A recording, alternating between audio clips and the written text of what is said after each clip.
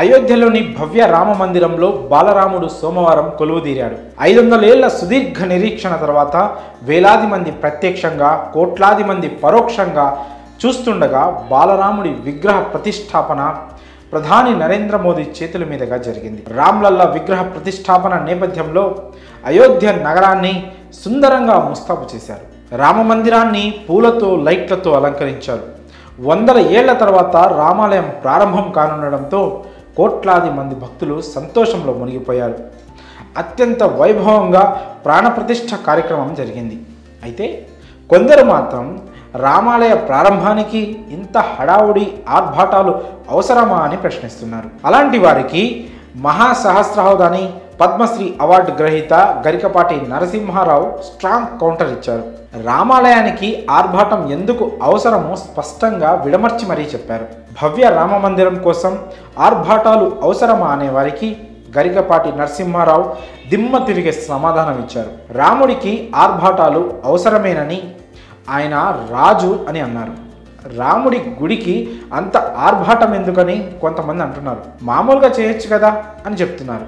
కానీ అలా చేయకూడదు. శివుడికి, కృష్ణుడికి మామూలుగా చేయొచ్చు, కానీ రాముడికి అలా కుదరదు. శివుడు త్యాగి, కృష్ణుడు యోగి, కానీ రాముడు భోగి. ఆయన రాజు.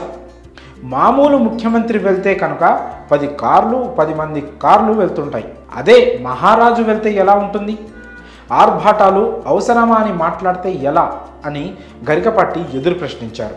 రాముడంటే ధనుష్కుడు అని, అలాంటి యోధుడు ఎవరైనా ఉంటే అది అర్జునుడే అని గరికపాటి పేర్కొన్నాడు.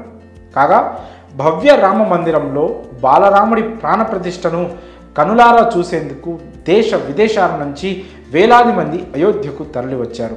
ఇందులో 7,000 మంది విఐపీలు, స్వామీజీలు పాల్గొన్నారు. ఆలయ ప్రారంభోత్సవం కావడంతో బీజేపీ పాలిత రాష్ట్రాలు సోమవారం సెలవు ప్రకటించాయి. ఒడిశాలోనూ సెలవు ఇచ్చారు. సెంట్రల్ గవర్నమెంట్ ఆఫీసులకు కూడా ఒక పూట సెలవు ప్రకటించారు. బ్యాంకులతో పాటు ఇన్సూరెన్స్ కంపెనీలు, ఆర్థిక సంస్థలు, ప్రాంతీయ గ్రామీణ బ్యాంకులకు ఒక పూట సెలవును ప్రకటించారు. మరోవైపు అయోధ్య రామ మందిరం ప్రారంభోత్సవానికి భారీగా కానుకలు వస్తున్నాయి. కన్నౌజ్ నుంచి పరిమళాలు, అమరావతి నుంచి 5 క్వింటాళ్ల పసుపు, ఢిల్లీ నుంచి నవధాన్యాలు, భోపాల్ నుంచి పువ్వులు అయోధ్యకు వచ్చాయి.